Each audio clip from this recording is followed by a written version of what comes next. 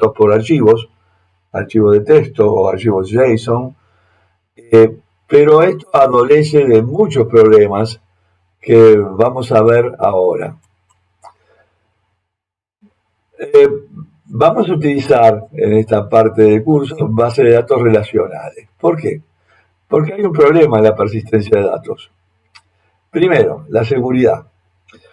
Es muy fácil acceder, a por más que esté en el servidor, los datos, a estos datos. Por eso es importante que los datos estén seguros, es decir, que no se puedan copiar o buscar directamente a través de inyecciones de datos SQL o otros elementos. Y entonces, para ello, el tema de la seguridad es esencial. Por ejemplo, si uno mira mantenido en archivos, está mantenido en archivos, por ejemplo, como lo que habíamos hecho de texto, se podría acceder, por ejemplo, a los datos de lo que cobra un gerente, y un empleado podría acceder directamente a eso sin tener que saber por qué. Entonces diría, bueno, mi sueldo es muy inferior al del gerente, por eso voy a trabajar menos, o me puedo agarrar e incluir acá en esa base de datos que están hechas con texto, cambiándome el sueldo, por ejemplo.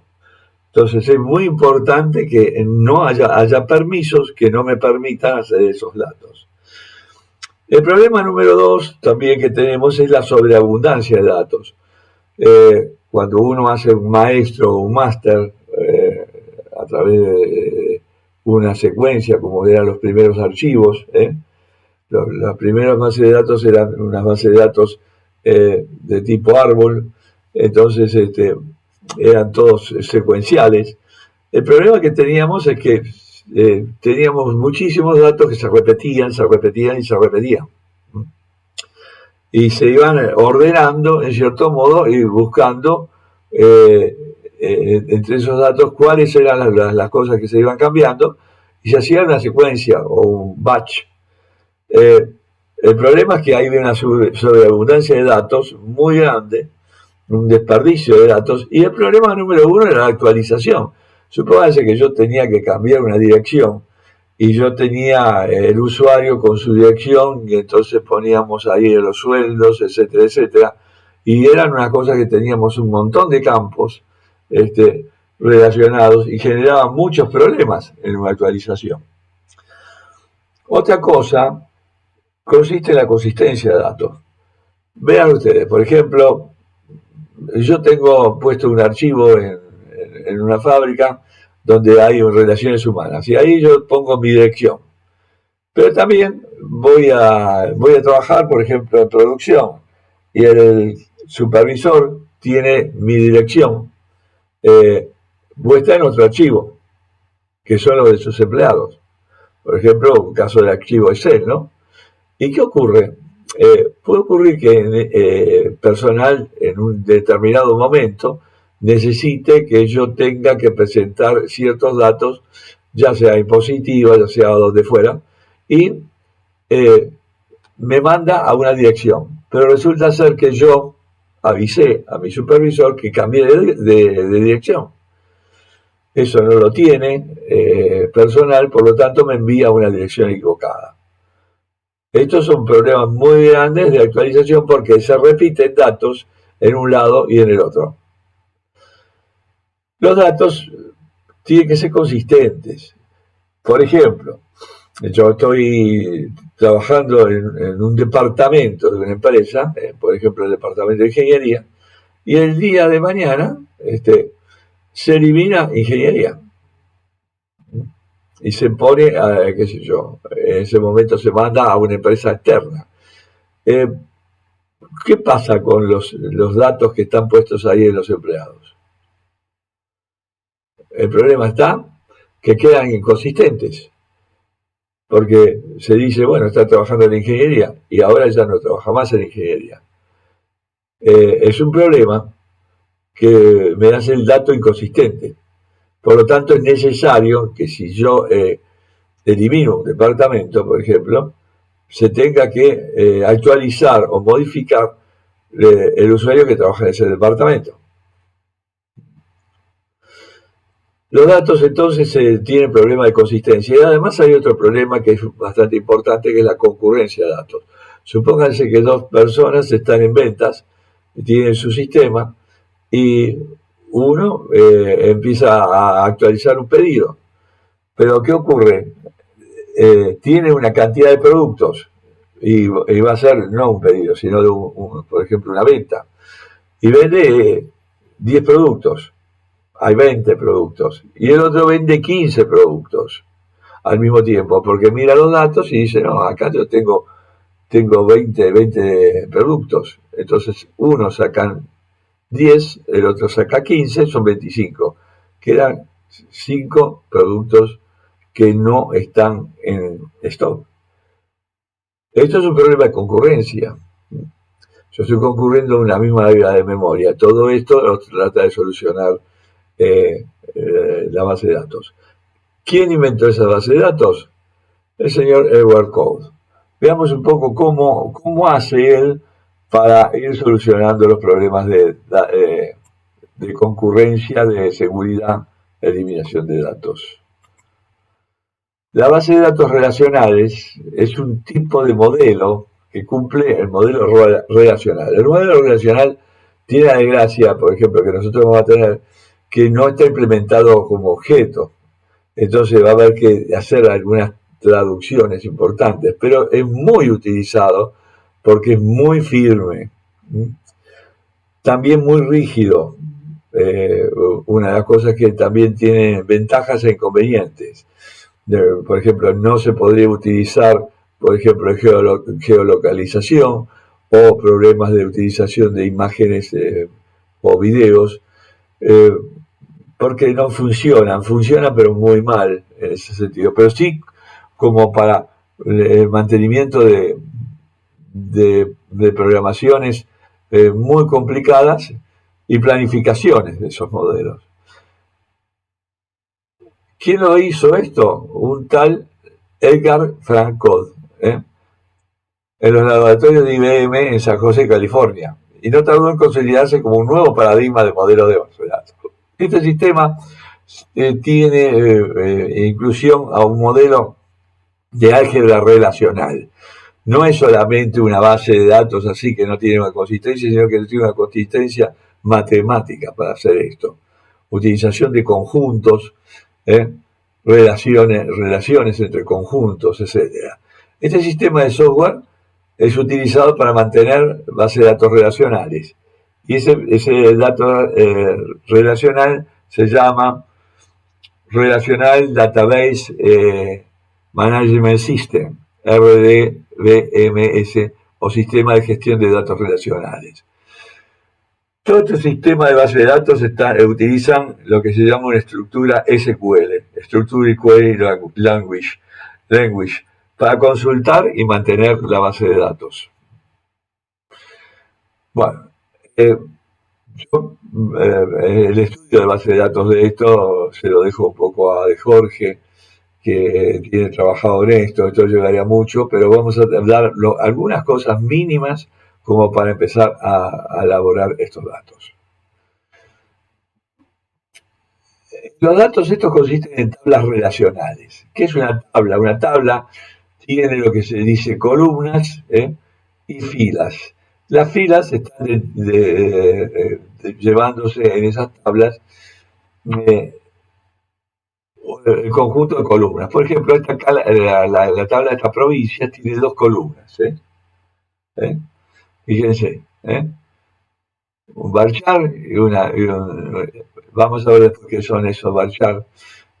Acá esta tabla tiene 1, 2, 3 columnas. Esta tabla tiene 1, 2, 3, 4 columnas, 5 columnas, 6 columnas, 7 columnas. Pero fíjense que además tiene un tipo o dominio de base de datos. Cada columna tiene un nombre que es distinto en la tabla. No pueden haber dos columnas que tengan el mismo nombre. Entonces una base de datos se compone de varias tablas denominadas relaciones. Esta es una relación, esta es otra relación, esta es otra relación. No pueden existir dos tablas con el mismo nombre,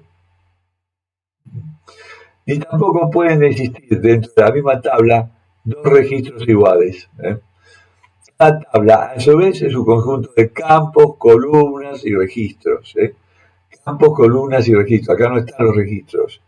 Acá están nada más que las columnas indicándose por los campos. La relación en una tabla padre-hijo se lleva a cabo por medio de claves primarias y claves foráneas o ajenas. Vamos a ver después un poquito de eso. La clave primaria es la clave principal de un registro dentro de la tabla y esta debe cumplir con la siguiente integridad de datos. Una clave primaria no se repite dentro de la misma tabla. Quiere decir que cada una de las filas que va a tener esta tabla, si hay una clave primaria, no puede ser igual a la otra clave primaria. Por ejemplo, voy a dar una clave primaria, el DNI de una persona. No puede haber dos personas que tengan el mismo DNI.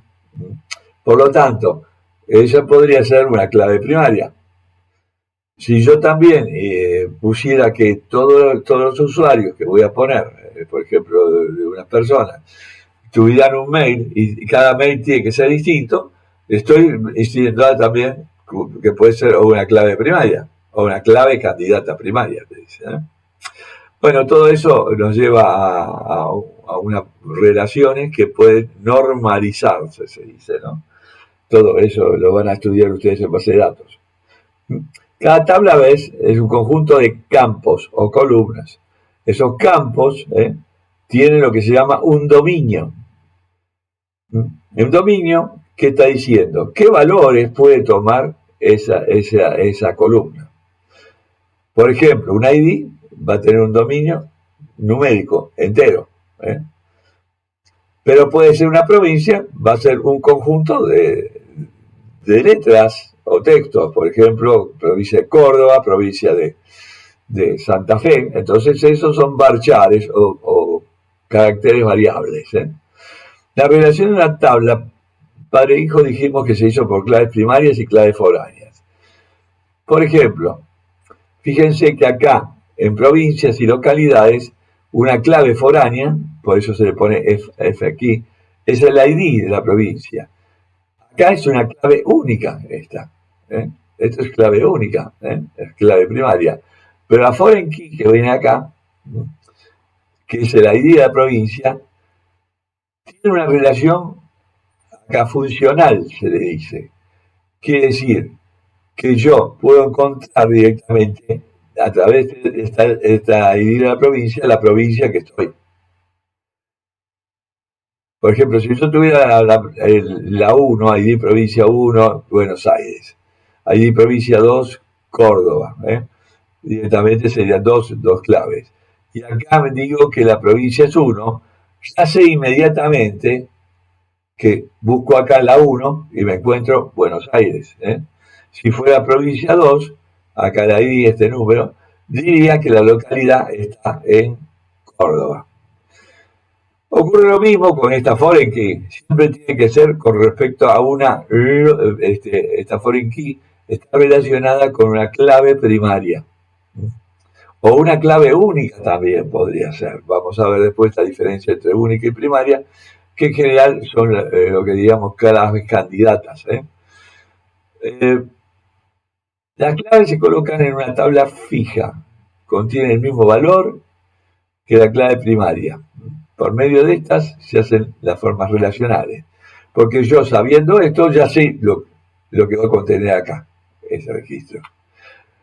En una base de datos relacional, todos los datos se almacenan y se accede a ellos por medio de relaciones previamente establecidas.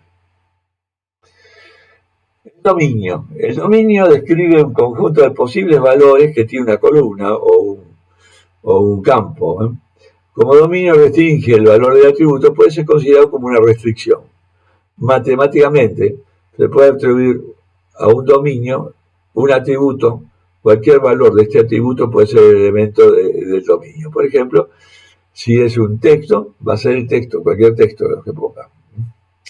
Distinto, lo mismo que si fuera un entero, va a ser entero. Y puede abarcar ese dominio.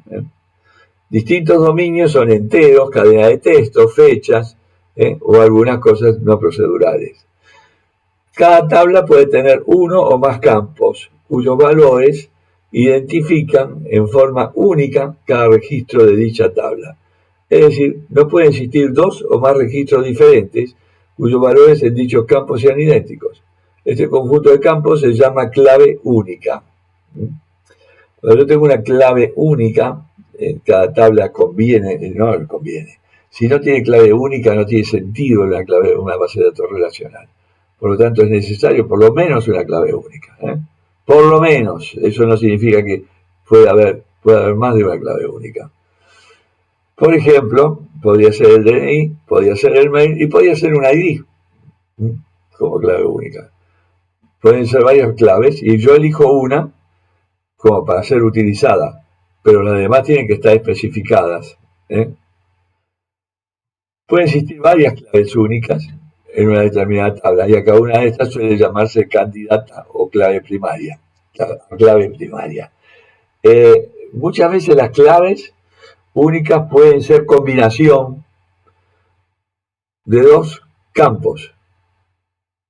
Y vamos a ver esto cuando lleguemos a hablar del modelo de que vamos a hacer. Puede ser combinación de dos campos y dar una clave única, ¿no? Clave primaria, entonces, una clave primaria es una clave única, puede estar conformada por uno o más campos, fíjense que es lo que dije yo, ¿no? De la tabla, elegida entre todas las candidatas que define unívocamente todos los demás datos. Acuérdense, por ejemplo, la que decíamos recién, si teníamos ahí una provincia con un ID, el ID 1, por ejemplo, como clave, me daba una provincia con un dato único, por ejemplo, que podía ser la provincia de Córdoba, la provincia de Buenos Aires, y esa también puede ser una clave primaria, porque fíjense que las claves tienen que ser, las provincias no se pueden repetir, entonces tendría que tener un nombre distinto. Clave externa o foránea es una clave referencia a otra tabla. Entonces, con un solo dato, que sea la clave de esa referencia, yo tengo toda la otra tabla la puedo obtener. Y así puedo lograr donde está la integridad referencial. Por ejemplo, el código de un departamento, cuando yo estoy en una empresa, puede ser una clave foránea de la tabla de empleados. Se permite que haya varios empleados en un mismo departamento, pero habrá un solo departamento para ese ID de departamento. Entonces, por ejemplo, yo digo, estoy en el departamento de ingeniería, que es el ID 3. Directamente el ID 3 me lleva a un solo departamento. Bueno. ¿Cómo se organiza la tabla? Fíjense, yo lo que llamo acá, estos serían registros que tienen los datos, por ejemplo, si acá fuera nombre, apellido, dirección, etcétera, etcétera. Acá, esto se va a llamar una tupla de datos matemáticamente. Y esto me va a dar la relación en lo que está la tabla. Y este es el atributo. La base de datos se organiza en dos marcadas secciones. El esquema, que es este, y los datos o la instancia, que es este. El esquema me lo va a dar, ¿qué me lo da? Lo da la siguiente. El esquema es la definición de la estructura de la base de datos y principalmente almacena los siguientes datos. El nombre de cada tabla tiene un nombre único en la base de datos. Porque si no fuera único, digamos, por ejemplo, tabla usuarios y tabla usuarios de vuelta, no, la base de datos esta, que tiene un nombre también, va a tener una única tabla con ese nombre. Puede haber un nombre similar, pero no puede ser el mismo. Y después, en cada tabla, cada columna es única también. No puede tener dos elementos que sean con el mismo nombre de columna. Y además, el tipo de datos queda definida en la columna. Quiere decir que de esa manera todos los registros que están abajo van a dar las mismas relaciones entre todos. El tipo de datos de cada columna me va a indicar acá cómo están las cosas. Bueno, Veamos ahora que hay distintas sentencias SQL, que es el lenguaje de acceso a esta base de datos, lo que hizo que fuera muy fácil, cierto modo, el lenguaje de base de datos relacionales. Existen tres tipos de sentencias. La DDL, Data Definition Language, creación, modificación y eliminación de objetos de la base de datos. Por ejemplo, create objeto, alter objetos modificar, drop objetos eliminar. ¿Qué puedo crear? Una base de datos, create database, puedo crear una tabla, create table, puedo crear una vista, create view, puedo crear también una cosa nueva, que es un store procedure, create procedure, alter procedure, modifica un procedimiento, o modifica una tabla. Muchas veces, si yo hiciera un alter table, va a ser un poco condicionado, no se puede hacer una modificación de cosas. Me van a permitirlo si yo no he estructurado bien el create. En general, también el drop elimina de la tabla.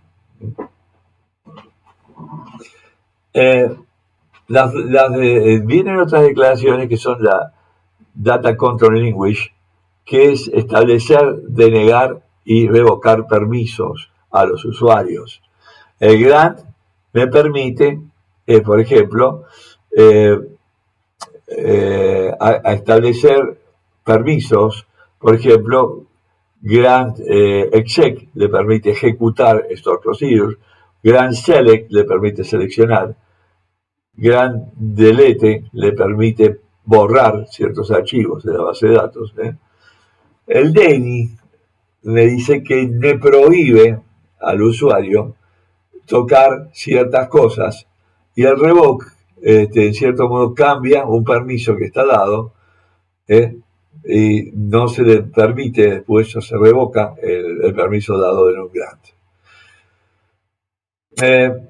Esto no lo vamos a manejar por ahora, no lo vamos a manejar porque las dificultades que tenemos con la base de datos es que no nos dan, cuando nosotros lo usemos en la web, necesitamos pagar para tener estas garantías de permitir, denegar y revocar. Por lo tanto, no las vamos a usar ahora en este curso. Pero sí, cuando ya tengamos unas bases de datos pagas que me permitan establecer en la web, ya me conviene usar estos tipos de condiciones y me va a permitir, por ejemplo, que un usuario pueda acceder a ciertas consultas, sobre todo el usuario que va a manejar la base de datos. Los que van a manejar la base de datos van a ser los mismos usuarios que estamos entrando en la web. El Data Manipulation Language, o DML, son las consultas de inserción, eliminación, modificación de datos y a la vez selección de datos. Para ello, yo recomiendo que vean, si quieren ver un poco más dada la referencia a SQL, que está acá, que me permite en Wikipedia que yo haga todo el seguimiento de los datos, bastante largo, pero conviene que a veces cuando tengan una duda, buscarlo por acá, para tener algunas cosas que vamos a hacer. Como yo en ese sentido voy a llevar un poco el seguimiento de forma práctica, ustedes tratarán de seguirlo, pero si hay algo que no se entiende, se busca directamente en las ayudas que vamos a tener de internet para ver cómo va trabajando esto. Lo vamos a ver después con base de datos con De Jorge, y se va a ver el año que viene con Beatriz cómo se trabajaba esto. Yo he trabajado hasta el año pasado con ella, haciendo todo lo que eran modificaciones y base de datos, pero bueno, ahora lo va a hacer Beatriz porque nos ha cambiado un poco la forma de el programa de estudios.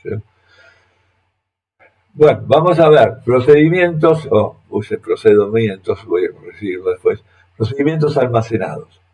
Los procedimientos almacenados es un código ejecutable donde yo creo directamente puedo crear parámetros, puedo crear consultas, puedo crear tablas, y directamente esos procedimientos me permiten personalizar operaciones comunes, como inserción de registros, recopilación de información estadística, encapsular cálculos complejos.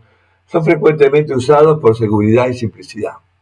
Los procedimientos almacenados son parte del modelo relacional, pero sí son muy útiles, y precisamente una de las cosas que se aconseja, por ejemplo, Microsoft para seguridad, es utilizar procedimientos almacenados, porque no permiten inyecciones de tipo SQL, que es una forma de hackear la base de datos. Vamos a usar, cuando usemos acá, procedimientos almacenados que van a estar en las definiciones de tablas. Bueno, acá hay una presentación que me indica cómo descargar SQL Server Express y Microsoft Management Studio. Vamos a descargar, acá me indica cómo descargarlo. Ustedes deberán descargarlo para luego utilizarlo.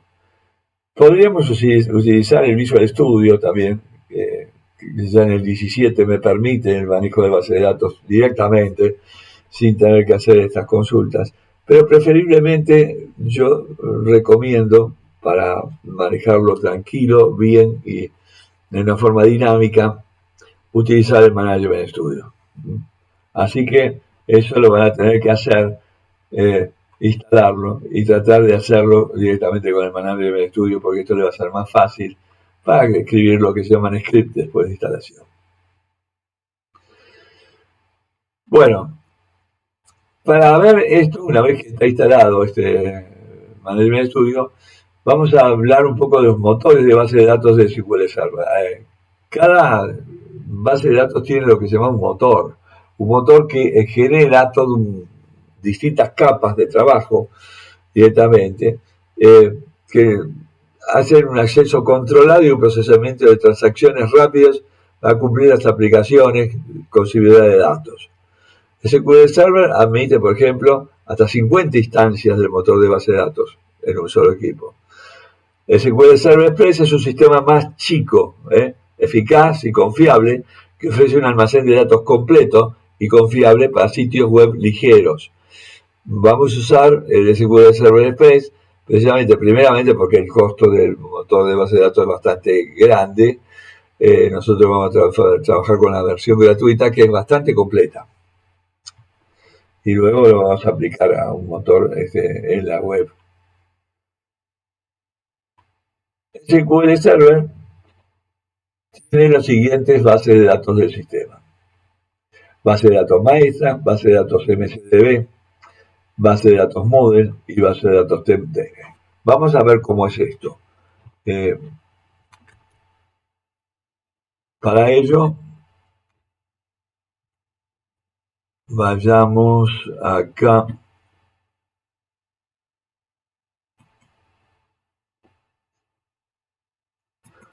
Abrir Microsoft SQL Management Studio.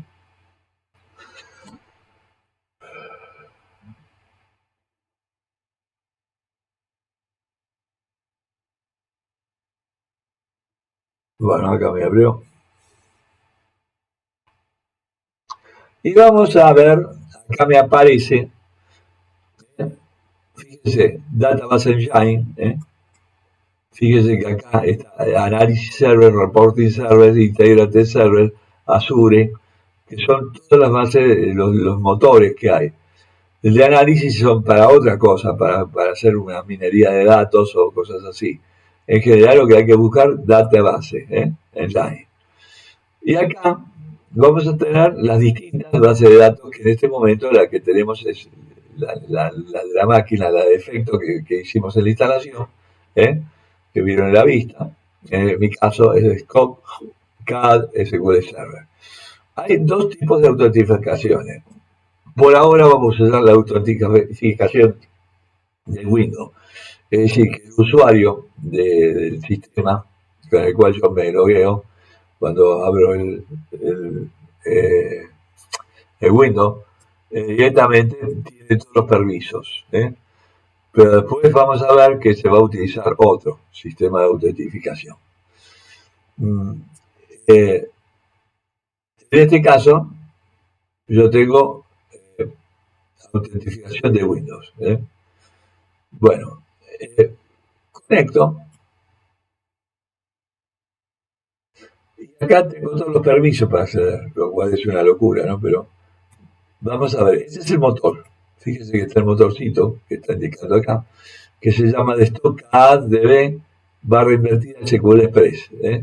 Esto es lo que vamos después a usar cuando tengamos que acceder a los datos.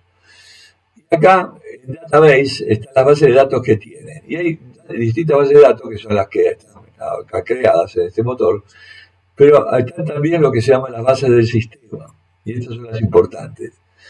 Las bases del sistema, fíjense que está la master, la mode, la MSDB y la TMDB. Vamos a mirar entonces qué funciones cumplen estas funciones. Y eso lo vemos acá.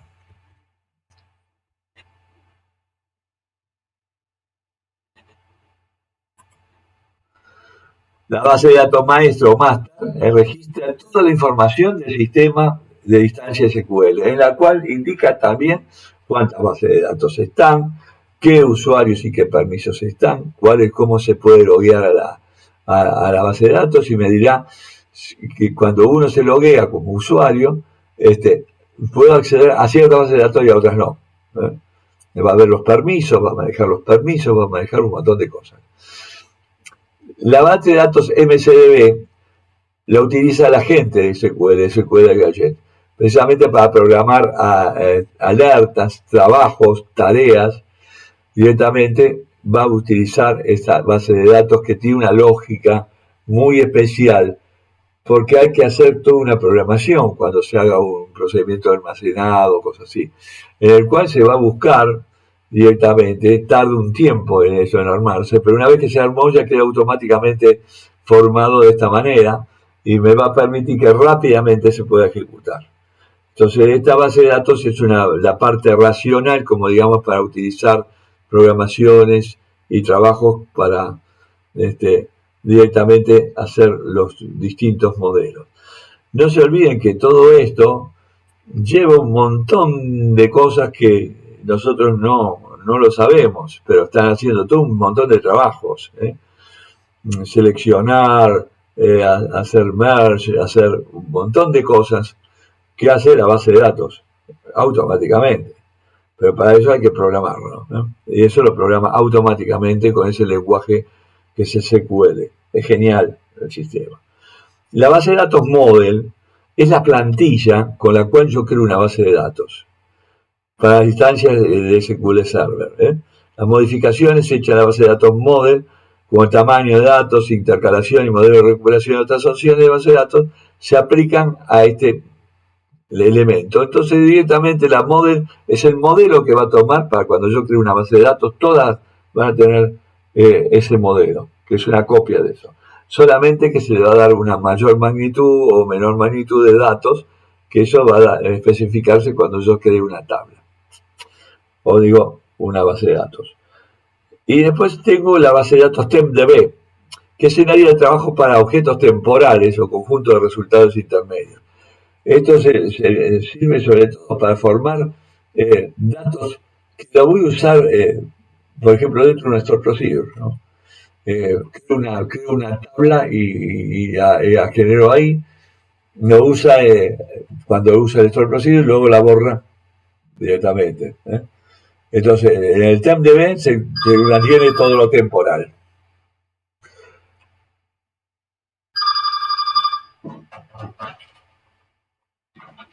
Sí, ya voy.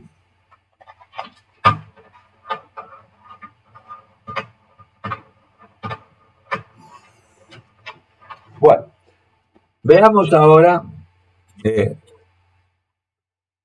proyecto Google Escuela. No quiero ponerme, es decir, a ver cómo se hace el análisis de datos. Las entidades del proyecto Google Escuela van a definir varias entidades. Por ejemplo, los usuarios. Voy a poner algunas entidades dentro del proyecto Google Escuela. Para hacer un proyecto de escuela tengo que mirar, por ejemplo, cuáles son los objetos que van a trabajar, objetos de base de datos, qué grupo de base de datos va a tener. Y entonces yo diría que los usuarios son elementales para los datos esenciales de todos los usuarios del sistema. Por ejemplo, ya lo tenemos, los hemos dicho ya los datos del usuario del sistema que hemos definido. Eso ya lo conocen por los distintos trabajos que hicimos antes. Los roles también son los que se puede desempeñar el usuario. Esto va a ser otra tabla. Usuarios roles indican los roles que desempeña el usuario. Es decir, acá va a haber un identificador entre el usuario y el rol. Es una tabla, en cierto modo, que está relacionada, tiene una relación entre dos tablas. Carreras, por ejemplo, tiene los datos esenciales de una carrera de un instituto. Las materias son las materias que va a contener una carrera. Por lo tanto, tiene los datos de la materia que va a haber una carrera. Correlativas, que contienen las materias que deben estar aprobadas para inscribirse en otra materia, o sea, para cursarla o dar el examen final. Voy a hacer también una tabla de turnos para que puedan desempeñarse en la carrera. La carrera puede hacerse en los turnos de mañana, de tarde, de noche, o se pueden dar ciertas partes de la carrera en distintas promociones. Después están las carreras turnos. ¿Qué será eso? Los turnos en que puede estar cada carrera. Por ejemplo, una carrera puede estar en dos turnos. Uno vespertino y otro, por ejemplo, nocturno. Por ejemplo, tenemos profesor de matemáticas que será a la mañana y a la noche. O el profesor de física que se da a la tarde. También vamos a hablar ahora de la posible tabla de inscripciones que indica si es posible inscribirse para cursar una materia o un examen libre. Bueno, hasta aquí vamos a mantener en este proyecto web escuela cómo se hace y vamos a después ya a partir un poco más del detalle de las cosas que vamos a seguir.